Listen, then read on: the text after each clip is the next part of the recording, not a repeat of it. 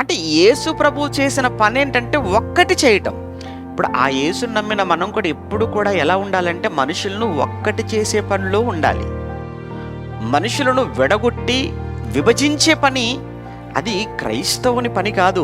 నిజంగా నీకు క్రీస్తు అర్థమైతే, క్రీస్తు బోధలు నీకు అర్థమైతే, నీ ఒంటికి పడితే ఏం చేయాలి?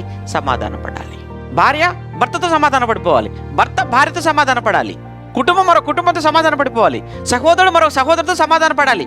సమాధాన పడటమే అల్టిమేట్. అంతే తప్ప కలహ వచ్చింది కదా, అభ్యంతరం వచ్చింది కదా, మనస్పర్ధలు వచ్చాయి కదా అని అలా దూరం అయిపోవాలి అనుకుంటే అసలు మనిషి మరో మనిషితో ఎప్పుడు ఏ మనిషితోనైనా కానీ చివరి వరకు ఉండగలలా అంటే అది ఇంపాసిబుల్. అది నువ్వు తప్ప ఇంకెవ్వడు మిగలడు నీ చుట్టూ. సమాధాన పడకపోతే ఒంటరి వాడు అయిపోతావు, ఏకాకి అయిపోతావు.